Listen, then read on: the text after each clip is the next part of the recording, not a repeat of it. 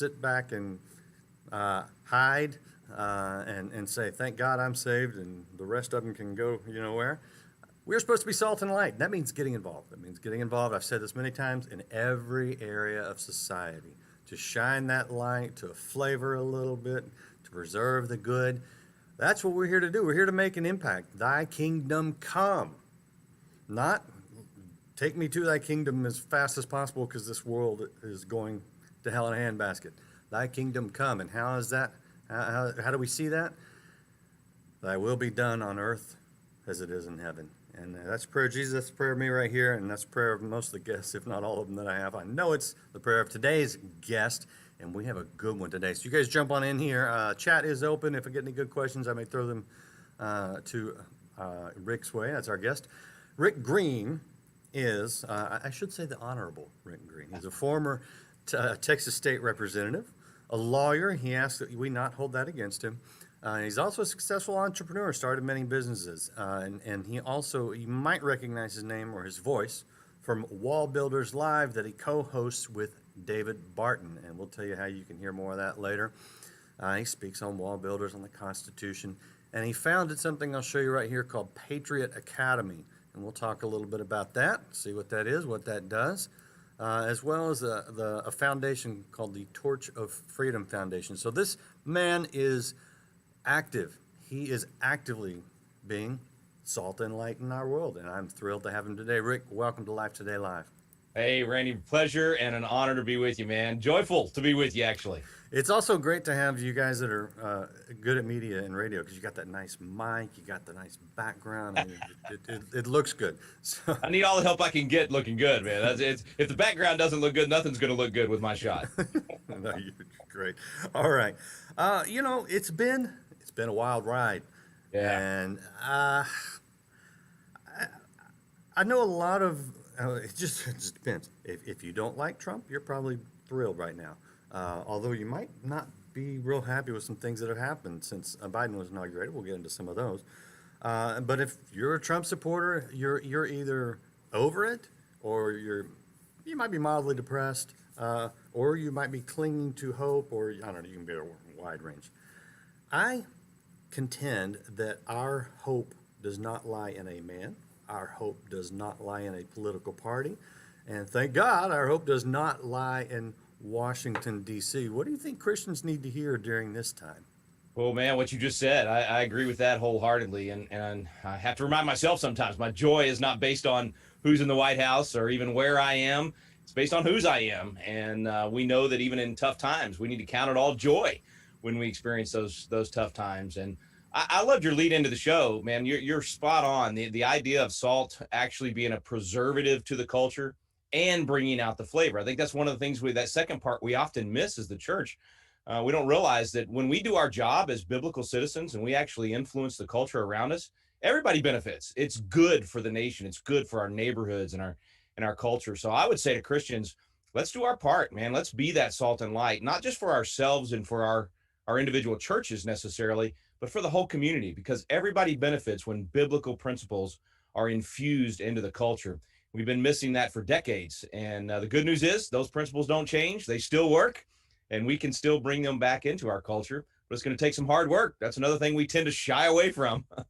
It is. And, I think this is a great time to remind people of that. One of those biblical principles, those Christ principles, is to love your enemies. It's easy to love those who vote the same as us, who think the same as us, and who never argue with us. But those who disagree, those who may vote differently, and even those who mock Christianity, who just denigrate everything that we say and we stand for, that can be difficult. How do you see us kind of bringing some of that salt into the culture when we're so divided?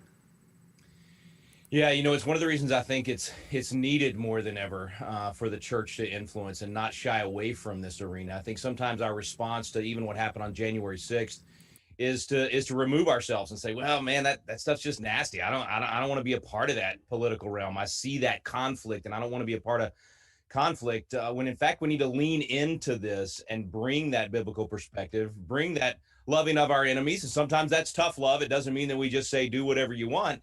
It means I love you, brother, and I can speak to you kindly, but at the same time, speak truth to you. And without biblical direction on that, we all sin, right? I mean, I've been angry and sinned, and then I've sometimes been angry and sinned not. And without that biblical direction, without the fellowship of the believers and the sharpening of each other's countenance, we're all guilty of heading down the wrong path. So this is a great time, I think, for us to say, what an opportunity, man. God's just really opened the doors for us to be that salt and light, because people are hungry. I mean, they're looking around going, wow, I never thought I would see this kind of tyranny in America in my lifetime.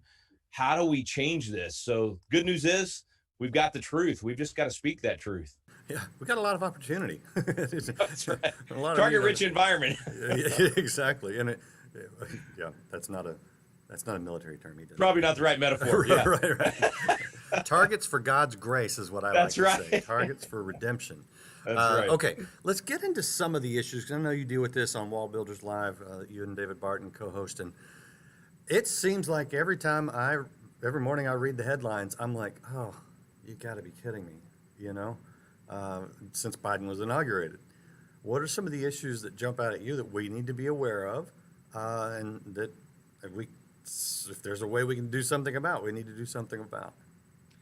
Yeah, in our system of government, Randy, elections have consequences, and as a Christian, as a believer, I've got to be a good steward with the freedom that I've been given. And part of the way I do that is influence who the leaders of America are. And the church, I think, has stepped back away from this arena too much. And I don't mean that for everybody. I mean, a lot of good folks and leaders in the church did get involved this go around and let their voice be heard and registered people to vote and voted. All those good things happened. But as a result of Joe Biden and Kamala Harris being inaugurated already in less than a week, we are looking at a massive change in the position of our federal government on, for instance, the issue of life. I mean, just the fact that Donald Trump was the most pro-life president of our lifetime did more to move that agenda the right direction in a short period of time than anybody that was president in my lifetime anyway. Reversed very quickly. You look at issues like immigration, you look at issues like even the economy and our independence on energy and oil. And almost overnight, with a slew of executive orders, Joe Biden has reversed much of what Trump accomplished in his 4 years. And people are going to feel that. They're going to feel it at the pump. They're going to feel it in their lives. They're going to feel it in their neighborhoods, the religious liberty that is being lost on a regular basis. Those things have an impact on our lives. So I think, like you said at the opening, a lot of people that are just glad they don't have to listen to his tweets anymore and glad they don't have to have the brashness anymore. They're about to realize what the other side is actually after in this socialist agenda, and it's not good for the church. Okay, you mentioned a couple of things, and I want to hit them. I mean, we already know that jobs they're going and are gone, and unfortunately, I think a lot of Christians kind of take that with a real ambivalent attitude. But shouldn't that not be important even to the church, that people have the ability to work, the work ethic, the character that it builds, the responsibility that brings, the fulfillment that it brings? Yeah, man, I think the best way to answer that is to say, does the Bible speak to it? And boy, does it ever, man. So many of Jesus's parables dealt with money, dealt with jobs, dealt with work ethic, dealt with how to treat your employer or your employee. No question that we should be paying attention to that. And even from a practical perspective, how do we spread the gospel? How do we support our local church? It takes dollars to do those things. There's a reason we talk about tithes and offerings and all of those things. Well, if nobody's got a job, and if we're destroying the economy, it makes it very difficult to financially support God's work here on earth. So yeah, we should definitely be paying attention to it. I think that's one of the things we forget. The Bible actually speaks to everything in life. And we've kind of gotten in this mindset of, 52 salvation messages a year, and we don't apply God's word to our marriage or to work or to government. And it does apply to all of those things. You even alluded to that in your opening. I mean, there's not an area of our life that the Bible doesn't touch. And we as Christians need to take that word of God and apply it. I mean, even minimum wage. President Biden's already going to go for a $15 federal minimum wage. It'll cost, according to the CBO's estimates, millions of jobs will be lost as a result of that. it's a dangerous, terrible policy that hurts the very people it's going to try to help. Jesus spoke to the minimum wage with one of his parables. It's anti-biblical to have a minimum wage. It should absolutely be between the employer and the employee. When I sell my time to somebody and go work for them, it should be up to me whether or not I want to agree to that particular wage. And when government sets a minimum wage, they can set a maximum wage. They should not be involved in that relationship between the employer and the employee. And Jesus specifically spoke to that. Yeah, and that's interesting. Most people, I think, don't realize that. I know all four of my kids worked in high school and even, between college semesters and things like that. And they didn't pull $15 an hour, and they didn't need to. I remember popping popcorn at the local movie theater when I was in college, brother, and it was not $15 an hour for sure. And I could choose whether or not I wanted to take that job for. I think at the time it was maybe like $5 an hour. I don't even remember what it was, but that was my choice. I could choose to do that or not. And I made a lot more money mowing lawns, but it was a lot more comfortable inside that theater, being able to take a few bites of that popcorn as I was. Yeah, and the free movies. I actually did that too. I did that. Yeah. So yeah, those were. It didn't pay well, but it was a fun job. No. I really, honestly, the movies. I saved more by not having to pay for movies for me and my date than right. I actually made in working in a movie theater for a short period of time. Anyway, okay. Now, one of those issues that crosses over into that, and this is one that when you just say the word, it's like little bombs go off everywhere in people's minds because it is a complex issue, and that's the issue of immigration. And oftentimes all of us, don't really get into the nuances of legal versus illegal and the difficulty of legal immigration, which is very, very difficult for people. I think too difficult. And we don't hear a lot about, smoothing out that process. And then there's, when someone comes for asylum and they're held until they're vetted and things like that. When they're released, where do they go? Not a lot of churches are waiting outside that asylum. I don't know if it's called a detention center, but it's a detention center. They're not waiting to pick these people up and help them integrate into society properly. So when you've got the whole immigration asylum thing, that I honestly see as a huge opportunity for the church to get involved in a very constructive, positive way. What's sort of your view on whatever aspect of immigration you want to talk about? Yeah, and you're right. There's so many, and you touched on a lot of them. I always I go back to when the Bible talks about the sojourner, and it talks about that person coming in to your community or with your family. It was always to obey those laws, that they would operate under the law of that community. So that's a place to start, right? That if we're going to have immigration, which we should, immigration is a good thing. It's been a blessing to this country. You want that. And it's one of the pieces of evidence I always use to say America is a great nation that has been a great national force for good. How do you know? Are people trying to get in? Are they trying to get out? And clearly they're still trying to get in, not trying to get out. So America is a great nation, and that's evidence of it. But I think you got to start with, are people willing to obey the laws of our nation? That's got to be a prerequisite for them to come into the nation. Therefore, they have to come in under the laws of the nation. And without that system, with a porous border, you set yourself up for all kinds of problems. Not only the illegalities and the overrunning of the nation, but just the fact that you don't know who's coming in, and you allow yourself to be subject to the worst of the worst, not just the best of the best. And look, I've known a lot of folks that came over illegally, where I grew up in the construction industry, working on job sites as well, and great people that were providing for their family and sending money back home. And so, it's not that kind of illegal immigration that gets us into trouble. It's when you allow for illegal immigration, you also allow for the terrorists that want to hurt our nation. You also allow for the criminals that want to take advantage of our freedom, and for those who just want to come be a part of the welfare system in our country. So it just makes good policy, makes good sense to say we want to know who's coming in, and we have to have a set number on that, because much of the world would love to come to America if they could, and we can't take everyone. And then just from a practical perspective, Randy, one thing people don't talk about a lot is we can actually do more good for those people that are in need in these other countries when we have our ministries and frankly our nation's help in those countries, right? It's easier, and most of those people want to stay in their own homes in their own countries, and we can do so much more good for them for less money and with less difficulties and conflict. And so there's some good things we can do, especially as Christians and ministries, to help in those arenas.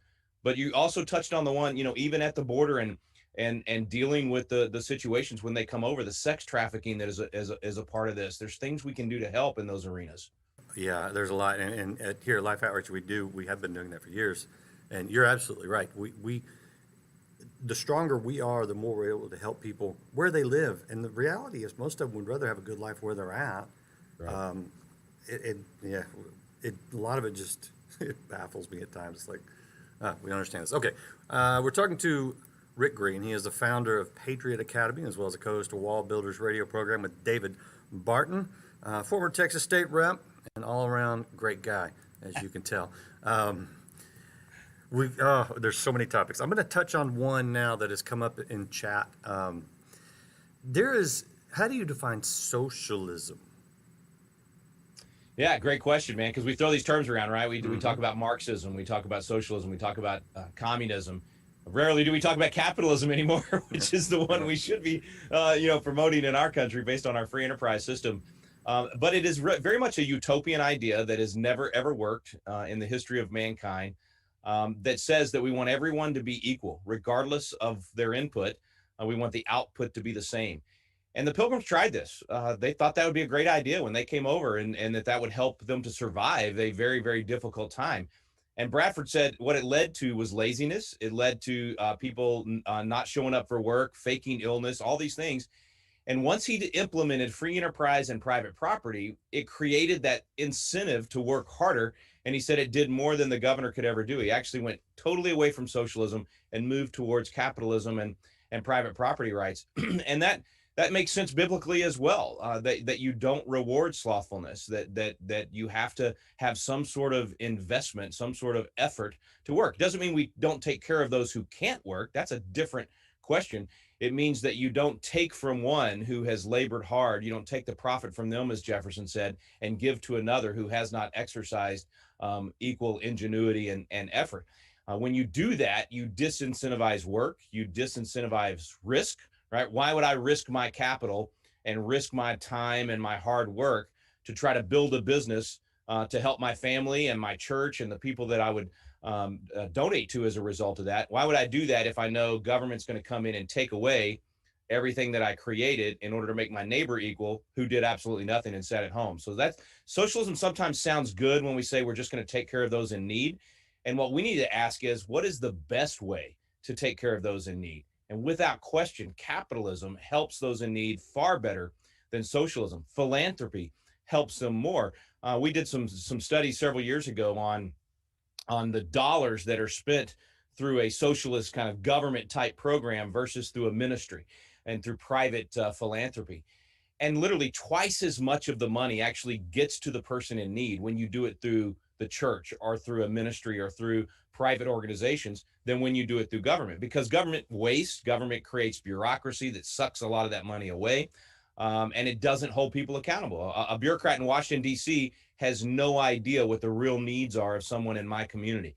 And even if they send a check, they can't actually help that person. They can't actually minister to that person, where you and I can do that in our local churches. So socialism has never worked. It just sounds great. It's a utopian idea. And when we get, if I can be blunt, fat, lazy, and happy, right? We've enjoyed freedom for so much in this country that we've been able to enjoy the blessings of liberty without having to really, bear the burden and put in the hard work to get that liberty.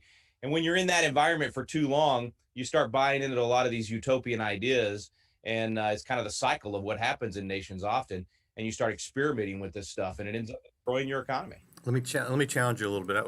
Yeah. One note: if you do find that a ministry or a church or a nonprofit is not doing what they should with your money, you quit donating to them. Amen. If the government isn't doing what they should with your money, they still take your money. So there's that freedom too. You're right on, brother. So a lot of what you described sounds, I think, to most people more like communism than socialism, because a lot of people, and I'm getting a little feedback online, a lot of people look at socialism and they think, okay, anything that's cooperative amongst more than one people to society. The police department, the fire department, building roads, paying for prisons, as someone mentioned. What's the difference between communities that do things cooperatively and have to take some form of tax from people. You know, we're in Texas. We like to brag that we don't have state income tax, but you know, they hit us on the property tax. That's right. But those things go towards things that we have to have, that we actually want, that we support. What's the difference between socialism as pushed right now in the Democrat Party primarily, and cooperative things amongst the community? That's a great question, man. That is actually, now we're getting into the difference between socialism and a constitutional republic. When we're a constitutional republic, we actually come together and have a compact of society that says, yes, we do want government to do certain things, because government's not a bad thing. Government's a God-created institution. It's a blessing whenever righteous men are ruling. It's a blessing whenever it stays within its authority and its boundaries. And what the beauty of a constitutional republic is that you actually write down and you agree, these are the things that government can do, and we're willing to fund those things, but only these things. And whenever the government gets outside of that authority, it's unconstitutional. It's doing things we the people, never agreed to, never said, hey, as part of our social compact, I'm willing to give my tax dollars, give of my earnings in order to help have those roads, or in order to have that military that will protect us, or whatever those specific things might be.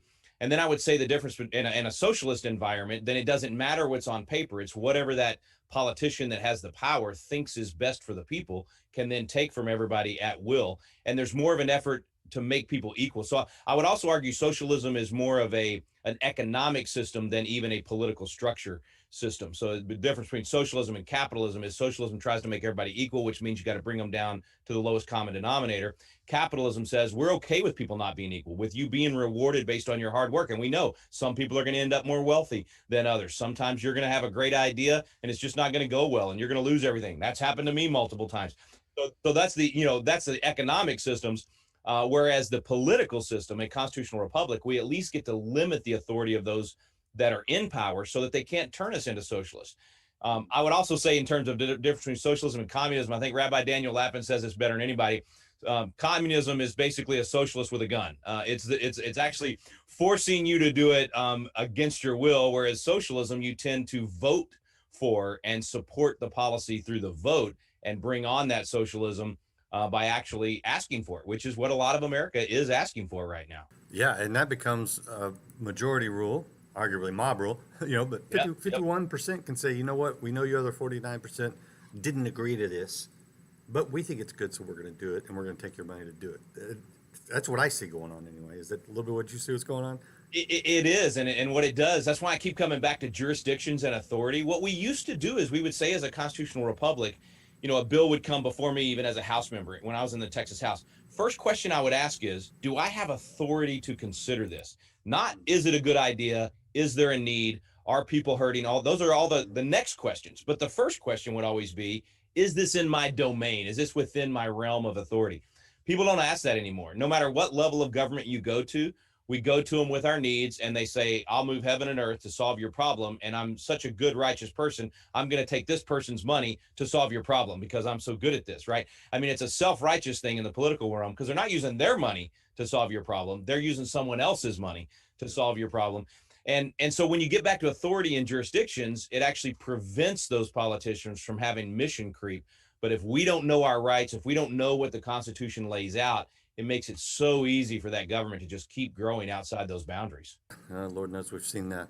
All right, we're talking to Rick Green, co-host of Wallbuilders with David Barton, founder of Patriot Academy, and I'll jump to that here in a second. But another issue that I want to check in with you about, and here's my observation, and disagree with me, please, if you think that I'm off, or correct me in any way.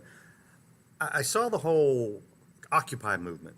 It's been, gosh, I lose track of time. At least, I don't know, 10, 15 years ago? About 10 years, 10 or 12 years. And that was trying to divide people among economic lines.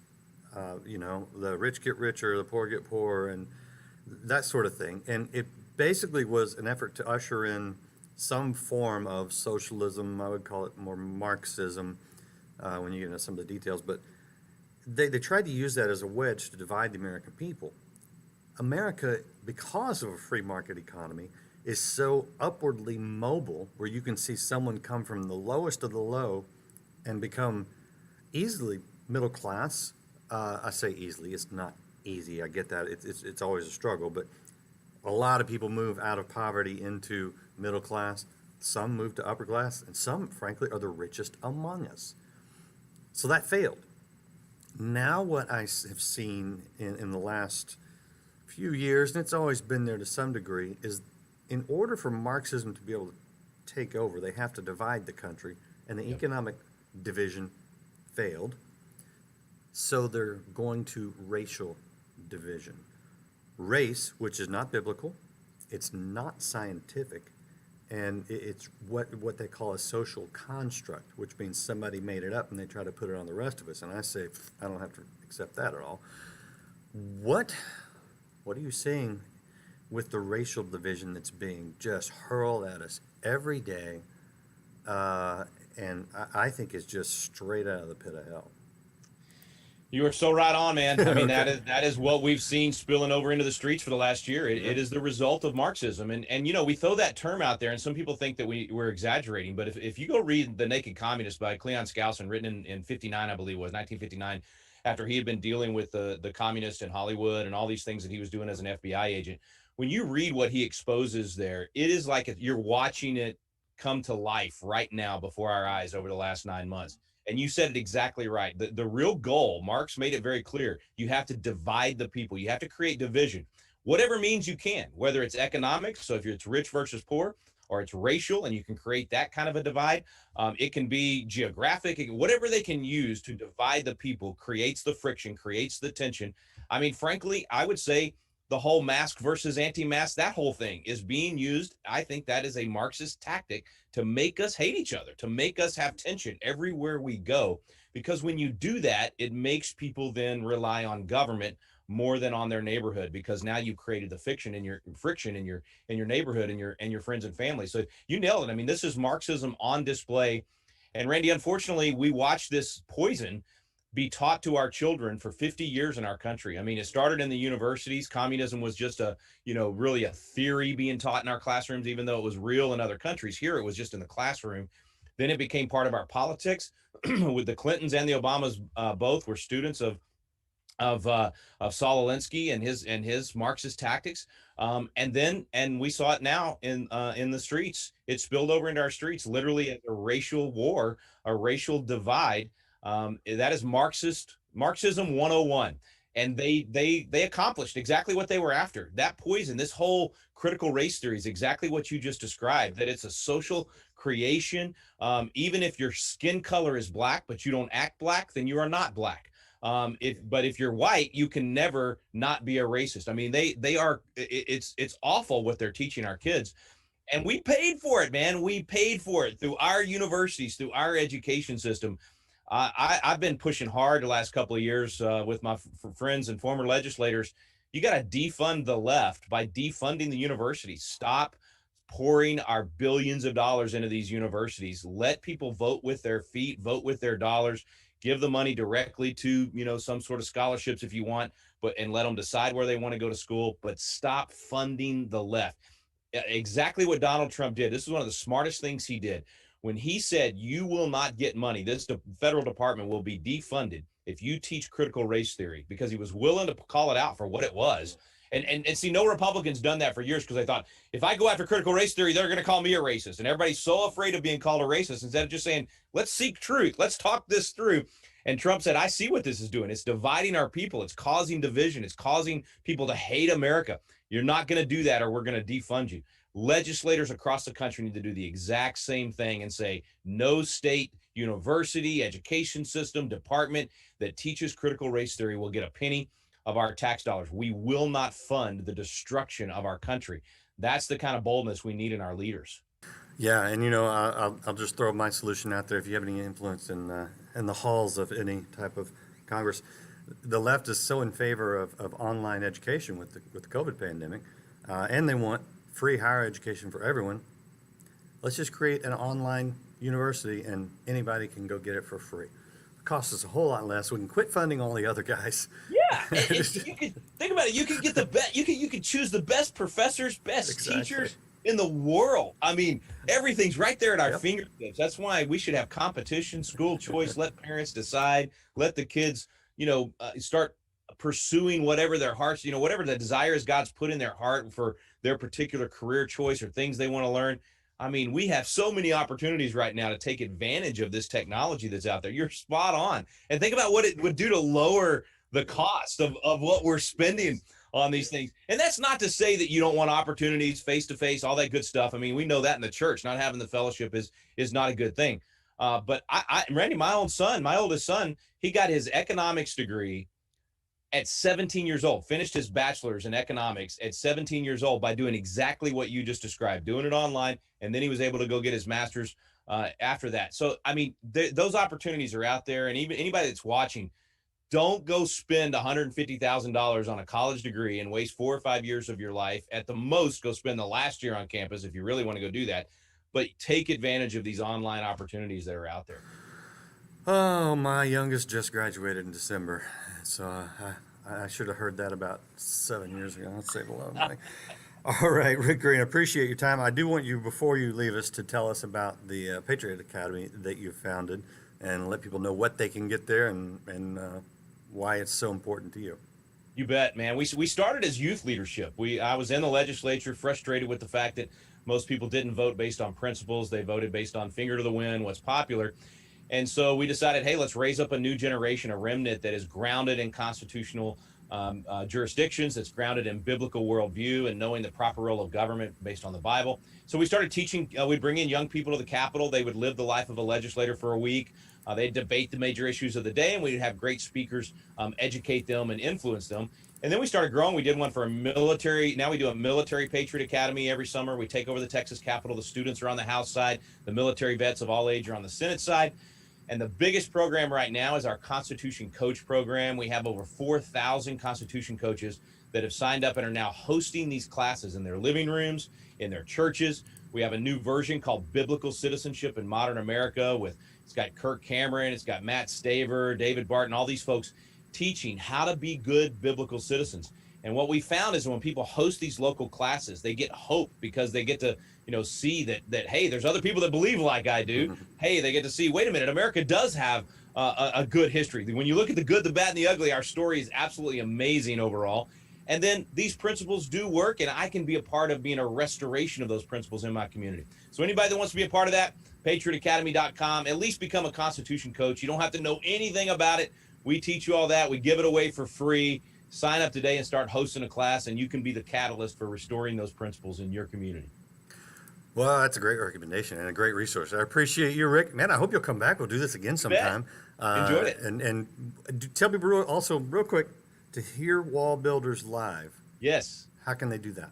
Well, we're on about 300 stations around the country, but the easiest thing to do is to go to wallbuilderslive.com, and then it's got a list of all the stations, or you can just download on a podcast app somewhere.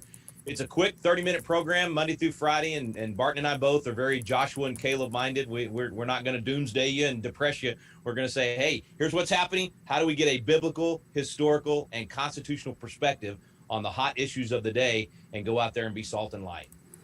Very good. Thank you again. I appreciate you. And you can also check out, sometimes Rick is a contributor to the stream at stream.org.